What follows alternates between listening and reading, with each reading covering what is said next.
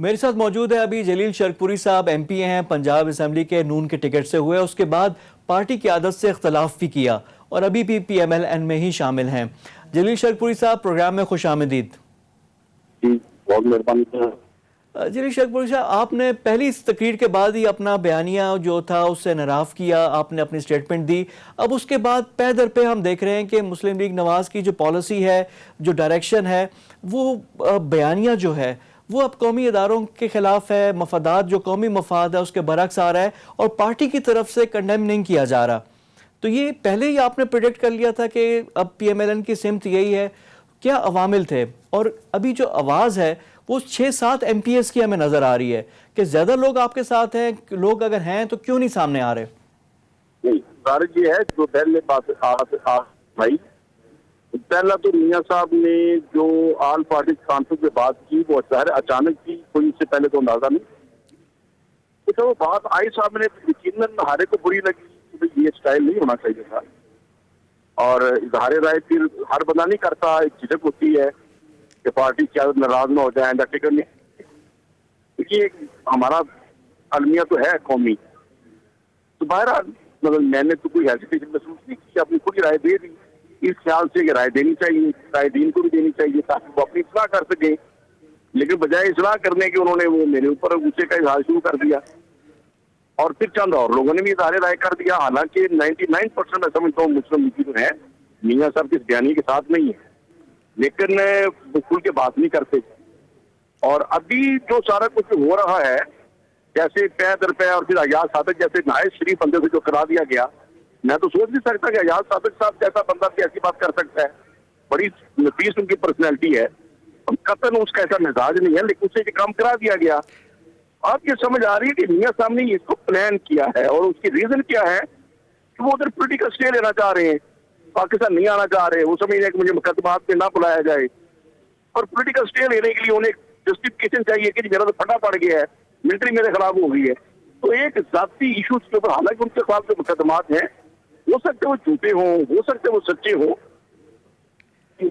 اچھا ان چیزوں مطلب یہ میں نہیں سمجھتا میاں صاحب جو کر رہے ہیں یہ کچھ سمجھداری والا کام کر رہے ہیں۔ اچھا وہ تو دیکھیں وہ کر رہے ہیں، لیکن جو باقی لوگ جو بیان دے رہے ہیں اور جو ان کو ڈیفینڈ کر رہے ہیں وہ کیا سوچ رہے ہیں؟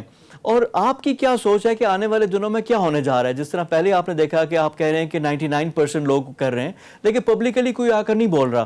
ابھی جو ایاز صادق والا بیان تھا اس کو بھی پارٹی کے اندر سے کسی نے کنڈیم نہیں کیا، اس کی نفی نہیں کی، اس کے جواز پیش کر رہے ہیں، توجیحات پیش کر رہے ہیں، لیکن اس کے نہیں ہو رہا۔ تو اس کی کیا وجہ ہے؟ آپ قومی اسمبلی میں چلے جائیں، جب کوئی بل پاس ہوتا ہے نا، اب سب بندوں کے ایک سائڈ پہ کر لیں جنہوں نے ہاں کہا ہوتا ہے، ان میں سے 10-15% کو صرف پتا ہوتا ہے کہ بل کیا تھا، باقی ہمیں ہاں کر چھوڑتے ہیں۔ یہ ہمارا ایک مزاج ہے، المی ہے کہ ہمارے اعلیٰ ایوانوں کے اندر بھی لوگ ایسے موجود ہیں جن کی کوئی رائے نہیں۔ اب لیڈرشپ نے ایک بات کہہ دی، سارے اس کے پیچھے پیچھے ہیں، سمجھنا ہے ہی نہیں ہے، عقل سے کام ہی نہیں لینا، تو یہ اس میں پھر کیا ہو سکتا ہے؟ تو میرے جیسا بندہ تو کم از کم جس نے حضور شیر ربانی کے مسئلے پہ ایک تربیت پائی ہوئی ہے، ہم تو ہمیں نہیں بنا سکتے جب تک بات سمجھنا ہے۔ تو جو چیزیں غلط ہیں، میری پہلے دن سے عادت ہے، جب میں 2002 میں ایم این اے تھا مسلم لیگ نون کے ٹکٹ سے، وقت میاں صاحب کو پتا ہے کہ میرا ڈفرنٹ اوپینین ہو گیا تھا فوراً ہی، اور میں سعودی عرب چلا گیا تھا میاں صاحب کے پیچھے اپنی انڈیپینڈنٹ رائے لے کے، اور میاں صاحب نے اس وقت فرمایا کہ بھائی جیسے آپ سوچتے ہو سارے ایسے نہیں سوچتے۔ تو بہرحال مطلب یہ نہیں ہے کہ آج میرا یہ ہے، میں پیچھے طریقے انصاف میں رہا ہوں، کئی خان صاحب کی پولیسوں سے میں اختلاف کرتا رہا ہوں، ٹھیک ہے نا۔ تو یہ میں سمجھتا ہوں کہ پارٹیز کے اندر اختلاف رائے کا حق بھی دینا چاہیے، لیکن اختلاف رائے کو سننا بھی جلیل چاہیے۔ صاحب وہ تو اب نہیں ہے نا، مزاج نہیں ہے، کوئی بھی پارٹی اس طرح کا اختلاف رائے برداشت نہیں کر رہی۔ لیکن اب آنے والا سیاسی منظرنامہ، کیونکہ آپ گراس روٹ لیول کی پالیٹکس کرتے ہیں، آپ بلدیاتی سیٹ اپ میں بھی رہے ہیں، اب آپ کو کیا نظر آ رہا ہے آنے والا سیاسی منظرنامہ کیا ہونے جا رہا ہے؟ کہ پی ایم ایل این جو ہے، کیا P M L N Pakistan بنے گی؟ کوئی توڑ پھوڑ ہوگی؟ کیا ہوگا؟ یہ اسی طرح چلتا رہے گا؟ ہونے کیا جا رہا ہے؟ توڑ پھوڑ تو نہیں ہونی چاہیے، لیکن ہے میاں صاحب اپنی صحت کا خیال کریں، اپنا علاج فرمائیں، جب بالکل جب تک ادھر علاج کر رہے ہیں علاج کی طرف توجہ دیں، سیاست کی طرف توجہ نہ دیں۔ ادھر شہباز شریف صاحب موجود ہیں، انہیں سیاست کرنے دیں، ان کی مہربانی، ایم اے پارٹی کو مزید خراب نہ کریں۔ اور مریم صاحبہ بھی ظاہر ہے وہ بیٹی ہیں، بیٹی کا باپ کا ایک رشتہ بڑا حساس ہوتا ہے، تو وہ پھر ان کی فیلنگ ظاہر اس اثاث سے ہے۔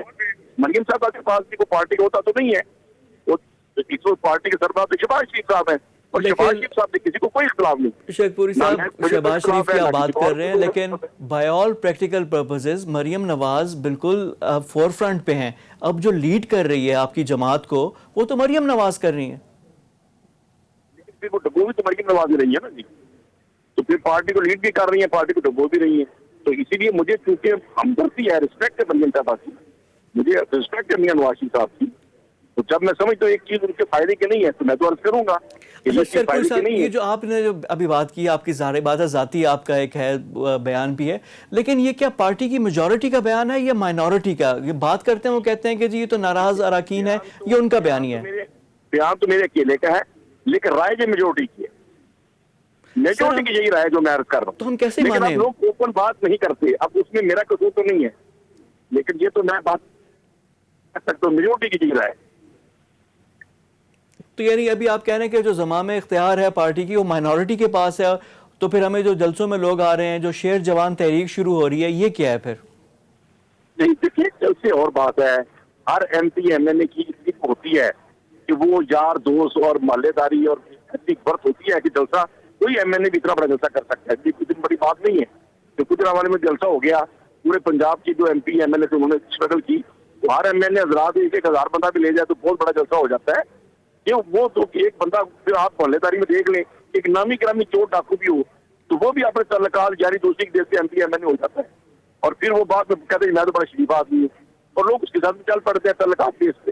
یہ ہمارا ایک المی ہے. ہم اس کو برا بھی کہتے ہیں، چور بھی کہتے ہیں، وہ دوسرے دے دیتے ہیں نہیں یار پھر برادری سے ہے، ہمارا بلے دار ہے. یہ پرابلم تمہارے ہیں. ان چیزوں کو سمجھنا پڑے گا، ان کی ریپیئرنگ کرنی پڑے گی، اور ہمیں سیاست